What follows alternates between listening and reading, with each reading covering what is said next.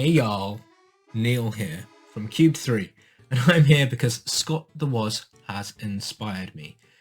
I've got about 16 GameCube games here, I say about, I've actually counted them, to talk to you about, because the Game Boxes video that Scott has just done, absolutely brilliant. I can't believe I sat there 45 minutes and watched the history of Game Boxes on the major consoles. And there's a few things there though, you know, us being originally a GameCube website, there's a few things that Scott has actually missed out or perhaps just overlooked. You know, I understand that the video was already 45 minutes long, so it's very difficult to get the differences in regional things, but I'm just actually going to throw a few things in here that are actually going to clear a few things up, just in case anyone had any questions. I'm sure Scott actually already knows this, just didn't have time to put it in his video. I thought I'll fill in the gaps, so why not? So, first things first, let's start off. Game number one. Right, this is a copy of Super Smash Bros. Melee, as you can see here. This is actually a player's choice, and these are games that were started on the Super Nintendo, particularly, at least in Europe anyway, not many as far as I remember, and then the Nintendo 64, GameCube. It's now called the Nintendo Selects range, and these are given to games that have gone platinum of some sort. You know, they've sold X number of copies, and now they've been brought down to a cheaper price so that more people can experience them. I did have an original copy of Super Smash Bros. Melee. Unfortunately, I don't know what happened to it, so I had to buy another one, and I've got the player's choice here. Now, the difference is just the silver box. You know, the whole case is in grey. You've got this player's choice right across the top here. You know, nothing else different really about it. I'm sure there probably are a few differences, but I haven't got the original game case of Smash Brothers to actually go through and check. But I just thought I'd bring that up. You know, that was something that was quite omitted. I know, again, Scott only had a very short amount, or say a long amount of time, but only had a short amount of time to talk about each individual platform. So I thought I'd talk about that. There was one other thing that, and yes, this is my bad. There was one other thing as well. Game Boy Player. Now this was the device that utilised, on the bottom of the GameCube, would utilise Game Boy cartridges, Game Boy Advance cartridges, and you'd be able to play them on your TV through your GameCube. Now, in the video, Scott actually said that they shipped in Japanese boxes in all regions. That's not true, or at least not for my copy. I've got a European copy here. As you can tell, it actually says it in French as well here. And, you know, interestingly about this, you've got a Game Boy Advance slot here at the top of the box, as well as the standard memory card and a disc. I don't know if it actually came with an instruction booklet originally. I actually brought my Game Boy Player secondhand, so I don't know if there's actually something that's missing from my box. Let me know if there is actually a manual. I'll be interested to know what it looks like. But yeah, the Game Boy Player, yeah, fantastic. If you don't have one but you really want one, I suggest to go and get it. It's a great way to play Game Boy games and Game Boy Advance games on your TV. Let's go out and get it. Now, I'm showing you a copy of Wario World, and I actually could have done this with one of the other games there. But the only other thing as well is that in the North American region, the only 4 logo would actually be in a diagonal sort of a quadrant on part of the artwork here. Quite a bit of a semicircle. So it's very semicircular. Nothing too special about that really. But I thought I'd just show you the difference in Wario World. Why not?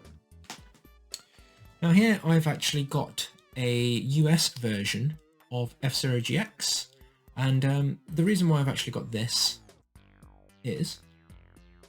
So the reason why I've got this here is actually that FZero GX is my American copy. Now interestingly about this, is that the inside of the box. Now, to an American this looks absolutely normal, nothing different here. But if I was just to pull back my Wario World copy and lay this on top, you can already see some differences on the inside of the box. So, along the ridge here, I'm not quite sure what this ridge is really for. It's probably just to make this bit here close on the left hand side. It kind of clicks together quite nicely, as you can probably just tell here. You know, our European ones kind of click together a bit differently. Memory card slot is now on the top as opposed to the bottom left hand side of the right hand side of the case. In the UK, in Europe, we have this annoying push down mechanic to pop out our discs, and I always get paranoid that actually damages the inside of the disc here, especially when you put it back. When that clicks in, you know, I don't know why I'm doing this with Wario World, but you know, when it clicks in, I just don't like it. It does feel in one way, you know, soundly satisfying. The manuals are obviously still put in this area, but actually for the US one, that's harder to slip out, but at the same time it's also harder to take out. Sometimes the European ones, they can start slipping out after a time. But going back to discs, you know, the American one just feels so much nicer to remove out of its case. You know, it doesn't feel that bad to remove. It doesn't feel that bad to put back in compared to the European ones. Saying that there, the click there does hurt my ears. But I just thought I'd show the interior of the cases. Now, sticking with the US, here's my copy of Mario Kart Double Dash, and there's probably a reason why I've got a few American games. I'll go into that another day. But yes, my copy of Mario Kart Double Dash is American. And the interesting thing about this version of Mario Kart Double Dash, it comes with a bonus playable disc, which means there are 2 discs. Now, this is the only dual disc case that I own that's in the US region. And interestingly, again, when you open this up here, you see how they've displayed 2 discs. You've now got the memory card section on the right hand side here, and then, you know, you've got 2 discs here. Now, what's on this bonus disc are a couple of demos. There was something that was really interesting for Fire Emblem. There was a bonus that if you connected up to your GBA using this disc through the GameCube, you'd unlock something. I can't remember what it is right now, but I do remember using that back in the day. But you know, what's really interesting, and the reason why I'm showing you this, is that in Europe, we decided to go a bit different. And here's my copy of Metal Gear Solid Twin Snakes. Now, on the front of the cover, and Metal Gear Solid Twin Snakes is actually the only one that I've got that does this, it actually indicates that it is 2 discs, just so you knew. The more you know. Now, the interior of the UK's and Europeans dual disc cases actually includes this. Now, this is actually strangely removable, so you don't really want to do it, but you can remove this, which is very strange to me. And I say that, but it's actually something I utilised, and I'll talk about that in a moment. You know, I prefer the American way here. I don't know why. Sometimes this would rattle around. You know, the fact that someone could actually probably sell this to you pre-owned and you wouldn't know that it was only a 1-disc game unless you looked for the ridges here. But if you didn't know, or the front of the box didn't tell you, then, you know, you could have actually ended up missing out on... Could have ended up missing out very much on a second disc there. So that's a very interesting thing.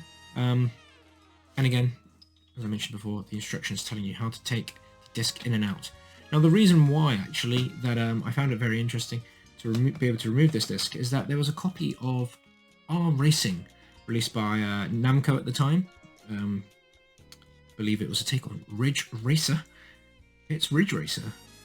And it came with the Pac-Man Versus here in the UK and in probably most parts of Europe as well.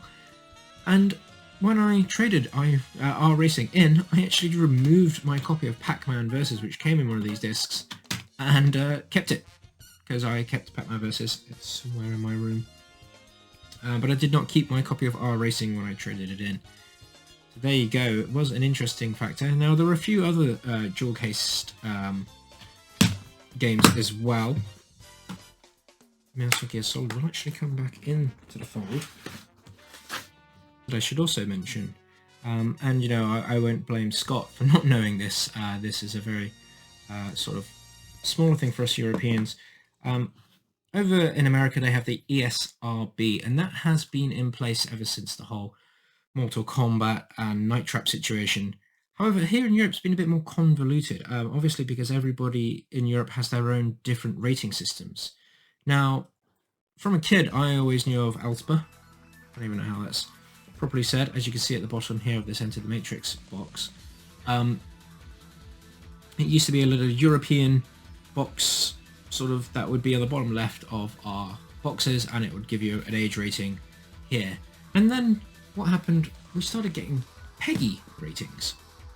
As you see now, this is the one that has survived till today. The old PEGI rating, you know, the Alpha stuff moved away. We had a more pan-European based rating system of PEGI, and it stuck to the way. Now, I don't remember any real changes when I was younger. I just remember seeing this disappear and this appearing. But interestingly enough, some of my games in the UK do something slightly different. And that's where I'm going to bring in a few other things. Here comes Metal Gear Solid the Twin Snakes again. From Russia with Love, Sonic Gems Collection, and Resident Evil 4. Now, in the UK, as you can see from this, Resident Evil also has the 2 discs logo. I'm sorry, Metal Gear Solid was not the only one in my collection that has that. But we have something here in the UK called the BBFC rating. Now, the BBFC is normally what rates movies in the UK. However, as you can see, Sonic Gems Collection here sports the U logo, and that means that it's suitable for all ranges, for kids, it's universal. From Russia with Love is rated 12, and the Twin Snakes and Resident Evil 4 are rated 15s. Now, just for people who aren't from the UK, we do have a PG rating here in the UK. We also have an 18 rating as well. At the time, 12A, which was something that was slightly a little bit more audacious for those 12-year-olds, wasn't brought in at the time when the GameCube was around, not to my knowledge anyway. But these games here have, you know, have various sized logos of the BBFC as well. It's not like they are even kept the same. As you can see, you know, the U is a lot bigger than the 15 logo. The 12 is a lot bigger than the 15 logo. Very strange to me. What's also interesting is that Resident Evil 4, From Russia with Love, and Sonic Gems Collection have it also on the spine, but Metal Gear Solid Twin Snakes does not. So that is quite bizarre to me. Just thought I would share that. You know, thought it was here. And on the back of these, it's only James Bond and Sonic Gems Collection that actually include the reasons as to why they're rated those things. And interestingly, I don't know if you can see that because it's not focusing as well as I'd like it to. But this is rated universal, suitable for all, contains very mild violence and peril. So, introduce Sonic Gems Collection to your children if you think they may be scared of a bit of peril.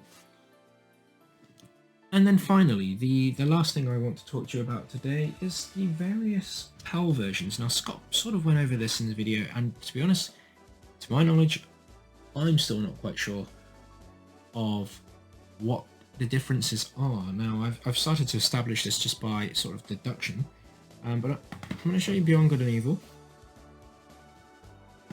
Back to Into the Matrix again. International Superstar Soccer 2. For you youngins out there, this is what was the precursor to the PES series. Rayman 3, Hoodlum Havoc, and 007 Nightfire. Now, again, 007 Nightfire has this this code here in the bottom left-hand corner, compared to the similar to the one for the Matrix. Now, interestingly about all of these, they all have, as Scott noted out, the bottom left or bottom triangle of the bottom right-hand corner triangle of these games cases have different colours. Now, in the UK, we're used to this green one, but the reason why the Anti-Matrix is actually here, I'll show you why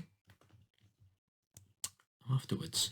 Now, Beyond Good and Evil, as you can see on the back here, has Spanish language. Now, you know, for a UK box art, we're used to seeing French, German, but to have Spanish on there as a standalone. So, you know, I've got English up here, Spanish at the bottom. It's a bit strange, because it's not even consistent. unless the fading has affected my GameCube cases, because a very similar colour, James Bond 007 Nightfire, and I've got Finish. Yes, that's right, Finish. Bit of old Swarmy. I'm not quite sure how many sort of games cases or why this would have been the case. I'm not quite sure how I ended up with this version of Nightfire. I've owned it for quite a while. Bought it in the UK, I didn't buy it in Finland. So that's Nightfire as well. Interestingly, something I used to see quite a lot of as well was Scandinavian boxes that we would get here in the UK. You know, probably similar to the Nightfire one, but you know, here this English box. There's no other information about any other languages on this box. It doesn't talk about French. It doesn't talk about Spanish. It doesn't talk about German or Italian, the sort of major European languages. But we do have quick starts in Danish, Finnish, Norwegian, and Swedish. Now, some games would quick start. You know, you could literally change the language on the boot up screen to one of these languages, even though there were other languages in the game. Very strange. Why? You know, I'm not quite sure if this is exclusive to particular discs. I'll be really interested to know if there's any French people out there that have a copy of Enter the Matrix and it plays in France and quick starts in French. Please let me know. Raymond Hoodlum Havoc, similar colour, you know, triangle here. This time it's in Dutch, so there is no rhyme or reason really. You know, I just think it's just the case that, you know, that denotes the fact that it's in a different language. I know this case is a little bit tattered.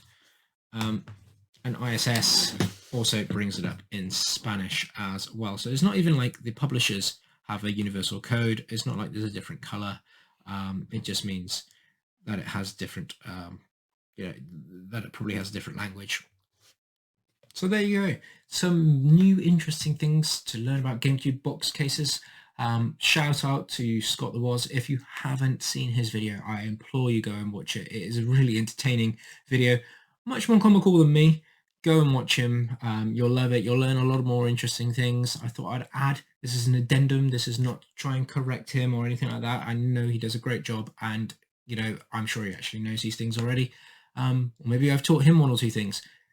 Are there any other things that I've missed out? So please let me know if I've missed anything out.